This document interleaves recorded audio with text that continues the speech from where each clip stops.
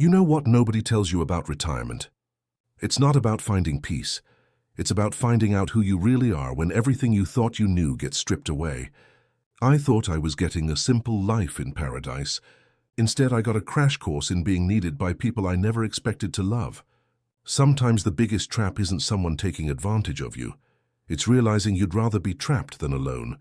If our stories resonate with you, don't forget to like, comment, and tell us where you're watching from.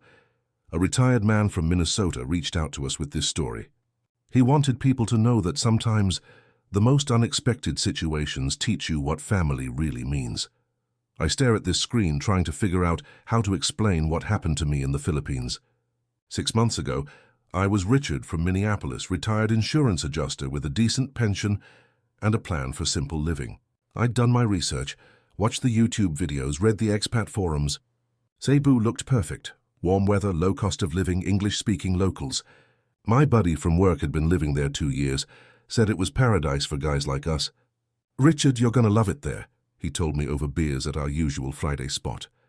"Rent's cheap, food's great, and nobody bothers you about anything." That sounded exactly like what I needed. I wasn't looking for adventure or romance, just somewhere my social security could stretch and I could read books by the beach. I'd been divorced 8 years. Kids were grown and busy with their own lives in Denver and Portland. Sarah called maybe once a month, Michael even less. They had their careers, their problems, their own families starting up. I was proud of them, but I also felt invisible. This was supposed to be my quiet chapter. Pack light, live simple, maybe learn to fish again. The plan was foolproof, or so I thought.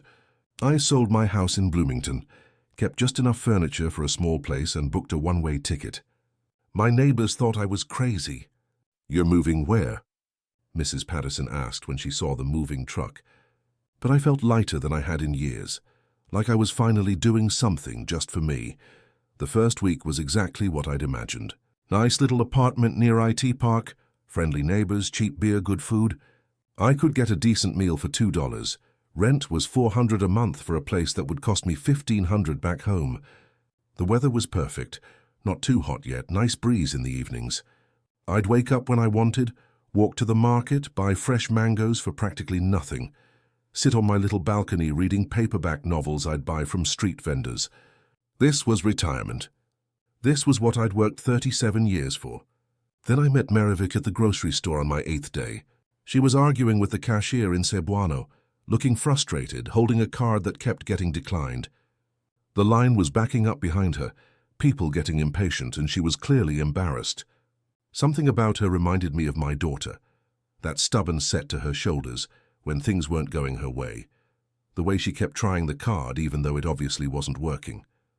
I stepped up and offered to pay for her groceries, maybe 60 pesos worth of rice and canned goods. "I can help with that," I said, pulling out a 100 peso note. She looked embarrassed but grateful, spoke perfect English, thanked me quietly.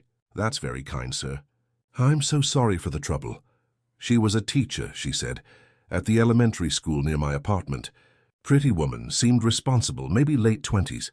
We started talking while walking out, just friendly conversation about the neighborhood. Where to buy this or that. "The market is better on Tuesdays," she told me. Less crowded, fresher vegetables. Nothing romantic, just two people being neighborly. She seemed genuine, not like she was working an angle. Over the next few weeks, I kept running into Maravic around the barangay. She'd wave from across the street, sometimes stop to chat about her students or ask my advice about some problem she was having. "My internet keeps going out during my online classes," she'd say. "Do you know anything about routers?" Her English was excellent, better than most locals I'd met, and she seemed genuinely interested in my stories about life back in Minnesota. I told her about the snow, about insurance work, about how different everything was here. She told me about her family, parents who'd passed away when she was in college, younger siblings she was helping through school. "My brother wants to be an engineer," she said one afternoon over coffee at a local shop. "I'm trying to save enough for his tuition." I started inviting her for coffee more regularly. Nothing serious, just friendship. She was easy to talk to, made me laugh, and frankly, it was nice having someone to share a meal with. The loneliness of retirement had been hitting me harder than I'd expected. Back home, I had work colleagues, neighbors I'd known for years, routines that involved other people. Here I was completely free, but freedom turned out to be another word for isolated. She never asked for money, never hinted at anything inappropriate. Just a kind woman who seemed to enjoy having an older friend to talk to. "It's nice to practice my English," she'd say. "And you tell such interesting stories about America." Sometimes she'd bring me local fruits I'd never tried, or leftovers from something she'd cooked. "Too much adobo," she'd laugh. I always cook like I'm feeding a family. About a month into our friendship, Maravic mentioned she was having some family troubles. Her cousin's kids, 3 of them ages 6, 9, and 12, needed somewhere to stay for a few weeks. Their mother had to go to Manila for work, something about a job opportunity that could change their whole situation, but she couldn't take the children. "It's a good job," Maravic explained over lunch at our usual spot. "Hotel work. But she needs to start right away and they don't allow children in the dormitory." Maravic's apartment was tiny, just 1 room really, and she was already struggling financially on a teacher's salary. She asked if I knew anyone who might help, maybe watch the kids during the day while she was teaching. "I know it's a lot to ask," she said, looking down at her hands, "but I don't know what else to do. Family services here, they're not reliable." I surprised myself by volunteering immediately. I could help, I heard myself saying. I've got space. I'd raised 2 kids of my own. How hard could it be? Besides, my apartment had 2 bedrooms, and I was retired with nothing but time. It seemed like a simple way to help a friend. She was so grateful, almost cried when I offered. "Really? You would do that?" The relief on her face was immediate. The kids would just need a place to sleep and someone to make sure they got to school. Temporary, she promised. Just a few weeks until their mother got settled in Manila and could send for them. "She's a good mother," Maravic insisted. "She's just trying to build a better life for them." It sounded reasonable. It sounded like exactly the kind of thing a decent person would do. The kids arrived on a Sunday morning. Miguel, 9 years old, all energy and questions. Sophia, 12, quiet and serious like she was carrying the world on her shoulders. And little Anna, 6, who barely spoke above a whisper. They came with 2 plastic bags of clothes and a backpack of school supplies between them. That was it. Everything they owned in the world fit in 2 shopping bags. Maravic introduced me as Tito Richard and explained I'd be taking care of them while their mama was away. "Tito Richard is very kind," she told them in English, then repeated something in Cebuano. The kids were polite but wary, especially Sophia, who kept looking around my apartment like she was calculating escape routes. She had these old eyes like she'd seen too much already. Miguel immediately started exploring, touching everything, asking about my laptop, my books, why I had so many vitamins on the counter. "Are you sick, Tito?" he asked. "My Lolo took lots of medicine before he died." Anna just stood by the door holding a stuffed rabbit that had seen better days, one ear nearly torn off, the pink fur grey from years of washing. I made pancakes for breakfast, American style, because that's what I knew how to make. I watched them eat like they hadn't seen food in days. Maybe they hadn't. Miguel kept asking for more. Sophia made sure Anna got enough before taking seconds herself. "These are really good, Tito," Miguel said with his mouth full. "Mama never makes pancakes." That first night I heard Anna crying softly after lights out, and something in my chest just broke. I knocked gently on the bedroom door. "Anna, you okay?" But she went quiet, pretending to be asleep. The first week was chaos. Getting 3 kids ready for school was like herding cats, except cats don't need lunch money and clean uniforms and help with homework in subjects I barely understood myself. "Tito, I can't find my math book," Miguel would call from the bathroom while brushing his teeth. "Sophia, where's my backpack?" Anna needed help tying her shoes every morning, a skill she hadn't quite mastered yet. Sophia was the easiest. She took care of herself mostly, helped with the younger ones, but she watched me constantly like she was waiting for me to change my mind about them. "You don't have to do this," she told me quietly one morning while making coffee. "We can take care of ourselves." She was 12 years old, talking like she was 40. Miguel was pure energy from dawn to dusk, wanted to help with everything, asked a million questions, called me Tito, like we'd known each other for years. "Tito, why is your skin so white? Did you get sick? Tito, can you teach me English words? I want to sound smart like Sophia." Anna was the heartbreaker, so quiet, so careful, like she was afraid of taking up too much space. She'd ask permission before sitting on the couch, before getting a glass of water, before breathing too loud. I started learning their routines, their favorite foods, which one needed medicine for asthma. That was Anna, with an inhaler that was nearly empty, who had nightmares and needed the light left on. Miguel was afraid of the dark but too proud to admit it. Sophia never seemed to sleep, always listening for something. Maravic would come by most evenings to check on them, help with homework, but she always seemed rushed, worried about something she wasn't telling me. "How are they doing?" she'd ask, and I'd tell her they were fine, but I could see the stress in her eyes. "Their mother will call soon," she'd assure them, but the phone never rang. 3 weeks in, Maravic finally told me the real story.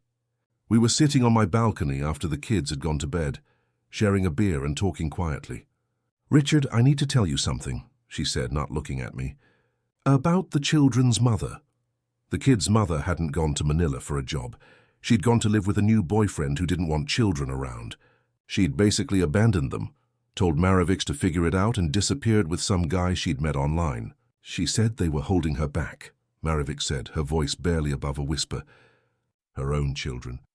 Holding her back from what? From happiness? The family couldn't afford to take them in permanently. Everyone was already struggling on subsistence wages. Maravic had been looking for solutions, maybe an orphanage or distant relatives who might help. But the kids didn't know any of this. As far as they knew, Mama was working hard in the big city and would come back for them soon. "They keep asking when she's going to call," Maravic said. "What am I supposed to tell them?" I felt anger rising in my chest, thinking about those 3 kids waiting for someone who wasn't coming back. But looking at Maravic's face, I could see she was drowning too. She was 28 years old, trying to save everyone, and had no idea how. "I can't pay you," she said. "I can barely cover my own rent." "I know this isn't what you signed up for." That's when I made the decision that changed everything. I told her the kids could stay as long as they needed to. I had the space, I had the time, and honestly I was starting to need them as much as they needed me. "We'll figure it out," I said. "All of us together." The relief in her eyes was immediate, but so was the guilt. "This isn't fair to you," she said. "So you came here to retire, not to raise someone else's children." But fairness had nothing to do with it anymore. Something shifted after that conversation. The kids seemed to sense the change, even though we didn't tell them the whole truth about their mother. Maybe it was just that I stopped treating the situation as temporary, stopped holding back emotionally, because I thought they'd be leaving soon. Sophia started smiling more, helping me cook dinner, teaching me Cebuano words. "Salamat" means thank you, she'd say patiently. And "Kumusta" means how are you. Miguel appointed himself my assistant for everything, grocery shopping, fixing things around the apartment, even trying to help with my morning exercises. "Tito, you're doing push-ups wrong," he'd inform me, demonstrating the proper form with the confidence of a 9-year-old fitness expert. Anna began talking, really talking, telling me about her dreams, asking if I missed my children back in America. "Do they miss you?" she asked one evening while I was reading to her. Sometimes kids forget their parents when they go far away. I found myself looking forward to their chaos every morning, the sound of their laughter, even their arguments. Miguel ate my cereal. "Anna won't share the tablet." Sophia thinks she's the boss of everything. The apartment felt alive in a way it never had back in Minnesota, even when I was married. I was sleeping better than I had in months, waking up with purpose. They needed school uniforms, supplies, medicine when Anna's asthma acted up. My pension was stretching thin, but I didn't care. These kids were becoming mine, and I was becoming theirs. "Papa Richard," Anna called me one morning, then caught herself. "I mean Tito, sorry." But I wasn't sorry. I liked the sound of it more than I wanted to admit. By month 2, reality was hitting hard financially. 3 kids are expensive. Food, school fees, medical bills, clothes they were outgrowing constantly. My social security was covering basic living for one person, not a family of 4. I started cutting back on everything. Cheaper internet, less meat at dinner, walking instead of taking jeepneys. The kids noticed, I could tell. Sophia started eating less, saying she wasn't hungry when I knew she was. Miguel stopped asking for small things he wanted at the store, even when I told him it was okay. It killed me to watch them ration their own childhoods, because they could sense money was tight. Anna's inhaler ran out, and the replacement cost more than I'd budgeted for the whole week. "It's okay, Tito," she whispered when I hesitated at the pharmacy counter. I can breathe without it. But she couldn't, and I bought it anyway, eating rice and canned sardines for 3 days to make up the difference. I started looking into getting money transferred from my savings back home, dealing with international banking fees and complicated paperwork that ate into the funds even more. Why is everything so expensive here when everyone says it's cheap? I asked Maravic. It's only cheap if you're not really living, she replied. Maravic offered to contribute what she could from her teacher's salary, but she was already sending money to her siblings and barely covering her own rent. I can give you 1,000 pesos a week, she said, but I knew that was money she didn't have. I realized I'd stumbled into a situation that could drain everything I had, but walking away wasn't an option anymore. These weren't just kids I was helping. They were my kids now, and you don't abandon your kids because money gets tight. Around month 3, more relatives started appearing. It started small. Maravic's teenage nephew Jamel needed a place to study because his family's house had no electricity. Just for a few hours after school, Maravic explained. He's very smart trying to get into university. Then her elderly aunt Lola Carmen required daily medication that someone needed to pick up and deliver. The jeepney fare is too expensive for her, Maravic said, and she can't walk that far anymore. Another cousin's baby needed formula that the family couldn't afford. The cousin was 16, unmarried, parents had kicked her out. Just temporarily, became the common refrain. Just until we figure something else out. Somehow I became the solution to everyone's problems. My apartment became a rotating shelter for anyone in Maravic's extended family who needed help. I was buying groceries for 8 people some weeks, paying for utilities for families I barely knew, becoming an unofficial ATM for every emergency that came up. Someone's motorcycle needed repair. Someone's child needed medicine. Someone's rent was due and they were about to be evicted. The worst part was I couldn't say no. These weren't strangers trying to scam me. They were people genuinely struggling, and I was the only one with steady income. But I was watching my savings disappear faster than I'd ever imagined possible. This is how family works here, Maravic explained when I gently mentioned the growing crowd. Everyone helps everyone. It's not like America where people live alone. I understood the culture, but my pension had limits they didn't seem to grasp.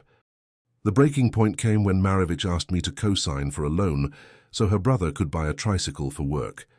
20,000 pesos, more than I was spending on the 3 kids in 2 months. He has a job waiting, she explained. He just needs transportation. He'll pay you back within 6 months, I promise. I finally had to say no, and the look of disappointment on her face cut deep. I thought you understood about family, she said quietly. I thought you cared about us. But caring and enabling aren't the same thing, though I was just starting to learn that. That night, I did the math on my laptop while the kids slept. In 3 months, I'd spent almost my entire year's budget for living expenses. I was on track to be broke within 6 months if this continued. The numbers didn't lie, even if my heart wanted to ignore them. I called my son Michael back in Minnesota, tried to explain the situation without sounding like a complete fool. Dad, you're being taken advantage of, he said, not unkindly. These people see you as a walking bank account. He was worried, said it sounded like I was in over my head, suggested I come home before things got worse. But what about the kids? I asked. Dad, they're not your kids, he reminded me. You went there to retire, not to support half the Philippines. But how do you explain to someone that you've never felt more needed, more useful, more like yourself than you do taking care of 3 kids who aren't even yours? How do you walk away from children who call you Papa and mean it, who depend on you for everything from breakfast to bedtime stories? I had to have an honest conversation with Maravic about boundaries. We sat in my kitchen after the kids were asleep, the weight of unpaid bills and empty bank accounts heavy between us. I love these kids, I started. I want to keep helping them. But I can't be the solution to every family problem anymore. She got defensive at first, said I didn't understand Filipino family culture, how everyone helps everyone, how lucky I was to be included in their circle. In America, you put your old people in homes and forget about them, she said. Here, family takes care of family. But when I showed her the numbers, how much I'd been spending, how unsustainable it was becoming, she got quiet. The spreadsheet didn't lie. Rent, food, utilities, medical bills, school supplies, extended family emergencies. It added up to more than double what I'd budgeted for retirement. "I'll be broke by Christmas," I told her. "Then what happens to your cousins?" We worked out a plan over several difficult conversations. I'd continue caring for the 3 kids, but no more extended family obligations. She'd help cover some of the grocery costs from her salary, even though she could barely afford it. We'd look into government assistance programs for the children, though she warned me the bureaucracy was hopeless. "It's not that simple here," she said. "These programs, they don't really work." It was a difficult conversation, but necessary. I realized that wanting to help and being able to help weren't the same thing, and I'd confused the two. Love without boundaries isn't love, it's codependency. I was learning that lesson at 62 years old, in a country I'd known for 3 months. The next few months were about finding a sustainable rhythm. The kids were thriving in school despite everything. Sophia was talking about maybe going to high school, something that hadn't been possible when her mother was around. "I want to be a nurse," she told me one evening.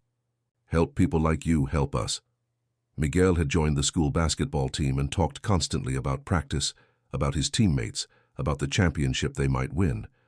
"You should come watch our game, Papa," he'd say, then catch himself. "I mean Tito." Anna was making friends and laughing every day, the scared little girl who'd arrived with one stuffed rabbit transformed into someone who sang while doing homework. I'd found my purpose, but also my limits.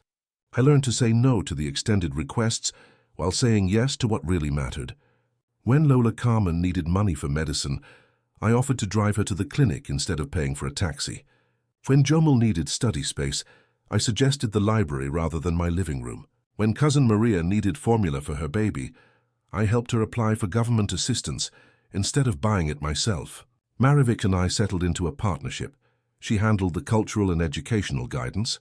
I provided stability and resources within reason. The kids understood they had both of us. Different roles, but both essential. I wasn't trying to replace their absent mother anymore, just being the consistent adult presence they needed right now. "You're like our American papa," Miguel announced one day. "And Ate Maravic is like our Filipino mama." It wasn't a traditional family, but it worked. Looking back now, 8 months later, I realize I came to the Philippines looking for a simple retirement and found something much more complicated and rewarding.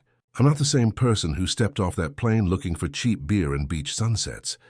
I'm someone's papa now, someone who gets excited about parent-teacher conferences and worries about growth spurts and clothing costs. My apartment is never quiet, never perfectly clean, never just mine anymore. There are school bags by the door, artwork on the refrigerator, 3 toothbrushes in my bathroom cup. My savings took a significant hit. My plans changed completely, and I've never been happier. These kids didn't scam me out of money. They gave me back my purpose. Yes, I'm financially supporting a family I never planned on having, but they're emotionally supporting me in ways I never expected to need. Sophia helps me navigate Filipino bureaucracy. Miguel makes me laugh every day with his observations about American culture. Anna reminds me that gentleness is strength. "You're different now, Papa," Sophia told me recently. "When you first came here, you looked sad. Now you look like you belong somewhere." She was right. I'd been lost without knowing it, going through the motions of retirement without understanding what I actually needed. I needed to matter to someone. I needed to be useful. I needed to be loved not for what I could provide, but for who I was willing to become. The funny thing about retirement is you spend your whole life planning for rest, and then you discover that what you really need is to still matter to someone. I thought I was done raising children, done with the responsibility and chaos of family life. Instead, I learned that family isn't always blood, and sometimes the most important chapter of your life starts when you think the story is winding down. Those 3 kids taught me that coming to the Philippines wasn't about escaping my old life. It was about finding the life I was actually meant to live.